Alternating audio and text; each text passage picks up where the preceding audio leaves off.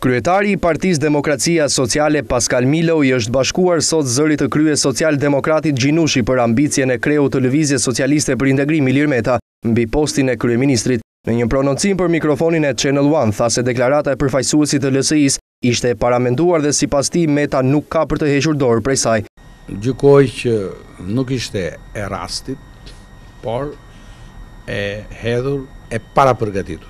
Është një lëvizje taktike elektorale për të maksimalizuar votën në mbështetje të LSI-s me një skup të tillë mediatik.